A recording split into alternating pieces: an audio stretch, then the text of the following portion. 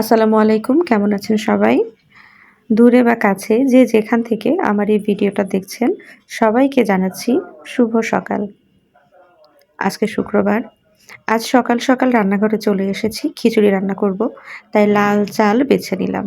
লাল চালের ভেতরে ছোট, ছোট কিছু কাকড় থাকে, কিছু ধান থাকে, আর টুকটাক কিছু মড়া চাল থাকে বা কালো চাল থাকে। এগুলো বেছে মুগ আর মসুর ডাল মিলিয়ে আমি আজকে খিচুড়িটা রান্না করব। খুব ভালো করে আমি চালটা ধুয়ে নিচ্ছি। কারণ এই চালটা একটু তুষ থাকে লাল, লাল রঙের। এই চালটা একটু চটকে সুন্দরভাবে ধুয়ে নিলে ৩-৪ বার হলেই হয়ে যায়। তো আমার চাল ধোয়া হয়ে গেছে। এখন গতকাল রাতে আমি যে মাংসটা রান্না করে রেখেছিলাম, সেই মাংসটা তুলে নিচ্ছি। কারণ আমি আমার আজকের খিচুড়ি এই মাংসের কয়েক টুকরা নিয়ে এবং কিছুটা ঝোল দিয়ে একসঙ্গে মাখিয়ে রান্না করব। কিছুটা মাংসের ফ্লেভার থাকবে আর কয়েক রকমের ডাল তো আছেই। আর লাল চালের খিচুড়িটা এত বেশি ভালো লাগে, একদম মাখা, মাখা হয়ে যায়। সাদা ভাত নরম হলে খেতে খুব একটা ভালো লাগে না। কিন্তু খিচুড়ি যদি একটু মাখা, মাখা হয়, ডালটা গলে একদম গায়ের সাথে লেগে যায় তাহলে কিন্তু খেতে খুব ভালো লাগে। আর আমি এই যে এখন দিয়ে দিচ্ছি সব মসলা। পেঁয়াজ, মরিচ, রসুন কুচি, আদা রসুন বাটা, জিরা গুঁড়া, লবণ, হলুদ আর দিয়ে দিলাম সরিষার তেল। এখন এটাকে খুব ভালো করে মেখে পরিমাণ মতো পানি দিয়ে আমি প্রেসার কুকারটা একবারে বন্ধ করে দেবো। রান্না করতে, করতে পানি আসলে মাপঝোপ করা লাগে না। পানি একটা আন্দাজ হয়ে যায়। আর আজকে যেহেতু আমি লাল চালের খিচুড়ি রান্না করছি, তাই পানিটা পরিমাণে একটু বেশিই দিচ্ছি যাতে মাখা, মাখা হয়। তো এক চুলায় খিচুড়ি বসিয়ে দিয়ে অন্য চুলায় বেগুন ভাজি করে নেব। মাঝে, মাঝে আমি যখন বেগুন ভাজি করি তখন আ দেখা যায় যে মরিচ, পেঁয়াজ ভাজি করি না। বেশিরভাগ ক্ষেত্রে এটা হয় যদি এটা খাওয়া হয় বিরিয়ানির সাথে তাহলে। কিন্তু যদি বেগুনটা আমি ভাত বা খিচুড়ির সাথে খাওয়ার জন্য ভাজি করি তাহলে পেঁয়াজ, রসুন মাস্ট আমি ভাজি করবই। তো আমি এদিকে বেগুন ভাজি করছি আর অন্যদিকে আমি যে গতকালকে সজনেটা কেটে রেখেছিলাম সে সজনের জন্যে সরিষা বেটে নিচ্ছি। আমি আজকে সরিষা বাটা দিয়ে সজনে রান্না করব। সরিষা বাটা দিয়ে সজনে রান্না করলে কিন্তু খুব ভালো একটা ঘ্রাণ আসে আর টেস্টটাও কিন্তু দারুণ হয়।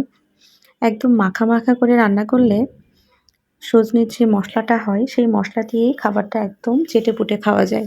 আজকে আমি ব্লেন্ডারে না দিয়ে সরিষাটা একদম শিলপাটাতেই বেটে নিচ্ছি। খুবই সামান্য পরিমাণ সরিষার জন্যে আর ব্লেন্ডার নষ্ট করতে মন চাইল না। তো এই যে আমার বাটা কিন্তু হয়ে গেছে। এখন আমি বাটাটা তুলে রাখছি। আর এদিকে আমার বেগুন ভাজিও প্রায় হয়ে এসেছে। এগুলা এত কম আঁচে ভাজা লাগছে কারণ গ্যাস তো কমেই গেছে। প্রতিদিন যেটা হয় যে দিনের বেলাতে গ্যাসের ফ্লেমটা খুবই কম থাকে। এখন বেগুনের চাকগুলা তুলে নিয়ে মরিচ পেঁয়াজটা দিয়ে দিলাম। এটাকে খুব সুন্দর করে ভেজে নিয়ে তারপর আমি বেগুনের সাথে দিয়ে দিব। তো আজকে সকালবেলার নাস্তা কিন্তু আমাদের খিচুড়ি আর বেগুন ভাজি।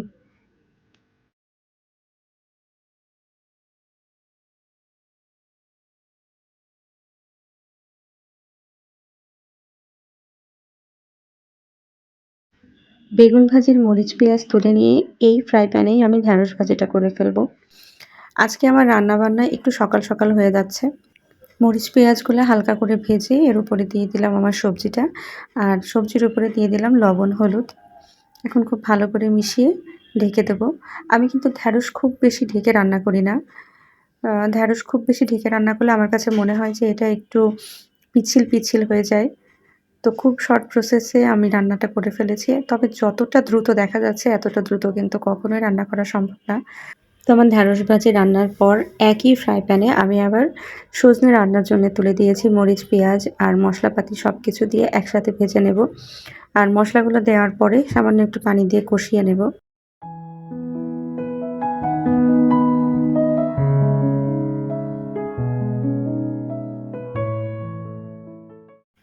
চুলায় মসলাটা কষানো হচ্ছে আর এদিকে আমি টেবিলে চলে এসেছি খাবার-দাবার দিতে।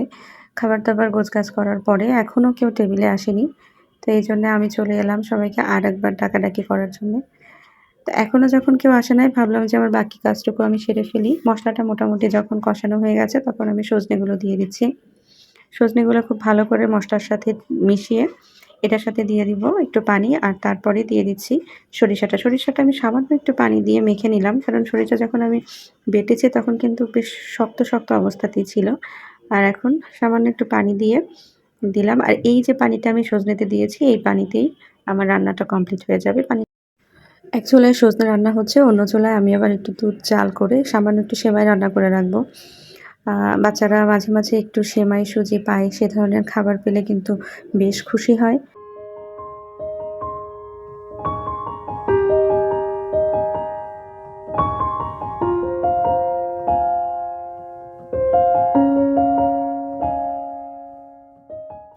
মাঝে বেশ খানিকক্ষণ সময় ক্যামেরা অফ ছিল। এখন দুপুরে খাওয়ার ঠিক আগ মুহূর্তে আমি মাংসটা আরেকবার গরম করে নিচ্ছি। সকালে খাওয়ার পরে কয়েক টুকরা বেগুন ভাজি রয়ে গেছে, ঢেঁড়স ভাজি। আর এই যে হচ্ছে আমার সরিষা দিয়ে সজনে রান্না, গরুর মাংস। মোটামুটি সবকিছুই টেবিলে নিয়ে এসেছি। এখন খাওয়া-দাওয়ার পালা। তো খাওয়া-দাওয়া করে আমরা বিকাল বেলায় চলে এসেছি একটু টুকটাক কিছু শীতের কাপড় কেনাকাটা করার জন্যে। এখানে মানহার জন্য একটা জ্যাকেট কিনতে হবে এই উদ্দেশ্যে চলে এসেছি। তো এই হচ্ছে সন্ধ্যার পরে আমাদের আশপাশের এলাকার পরিবেশ। ছুটির দিনগুলাতে সারাদিনের ব্যস্ততার পরে সবাই কিন্তু একটু রিল্যাক্স চায়। সবাই কিন্তু চায় একটু নিজের মতো পরিবারকে নিয়ে ঘুরতে।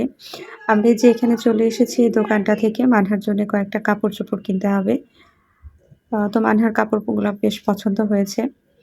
এবার মানহার দাবি ছিল মোমো খাবে। তো আমরা এখান থেকে ইনস্ট্যান্ট মোমো অর্ডার করলাম। আর আমরা এখান থেকে নিয়েছিলাম চিকেন বারবিকিউ মোমো।